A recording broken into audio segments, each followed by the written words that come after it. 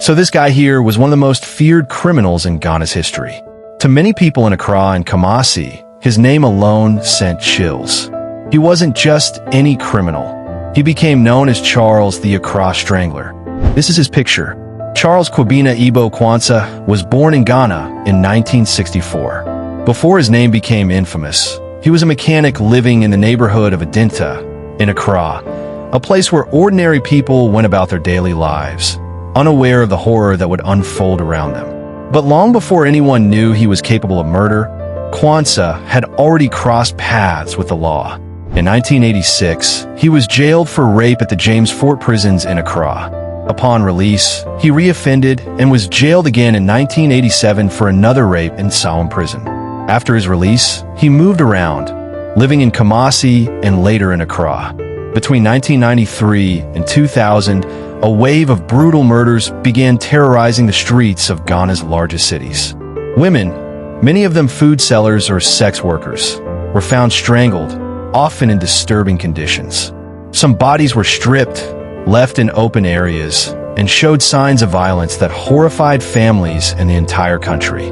This series of killings came to be known ominously as the Matahiko murders, named after one of the areas where the crimes were first reported. At first, the murders seemed random. Police were baffled. Fear spread through communities. People were afraid to walk alone at night, and the tension in the streets grew. But investigators slowly pieced together a pattern: strangulation, female victims, similar locations, pointing to an elusive killer who knew how to blend into everyday life. All of this continued until February 2000. That month, police officers arrested Quansah at his home in Adinta.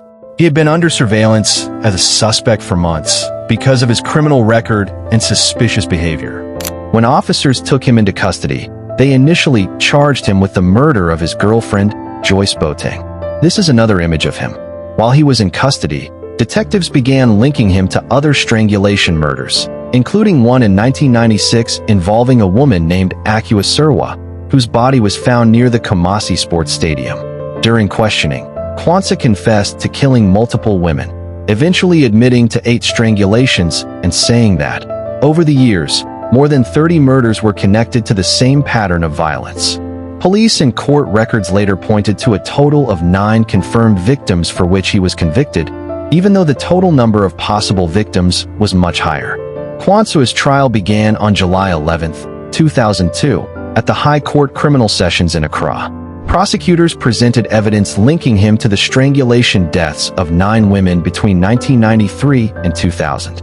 Despite his denials, he claimed his confession was coerced and that he had been tortured while in custody. The court found him guilty of the murders.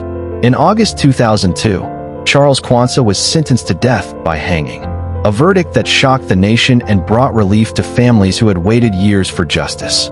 Since then, he has been held on death row in Ghana's prison system, a constant reminder of one of the darkest chapters in Ghanaian criminal history.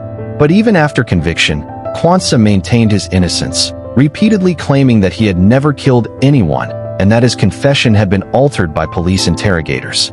Whether he acted alone or whether all the killings attributed to him were accurately linked remains a point of debate among some investigators and commentators. The story of Charles the Accra Strangler is more than just a tale of crime. It's about how a seemingly ordinary man with a troubled past became one of Ghana's most notorious killers, and how law enforcement, with international support, finally brought a reign of terror to an end. If you want more real-life crime stories like this, told in simple language and deep detail, make sure to like the video and subscribe so you never miss one.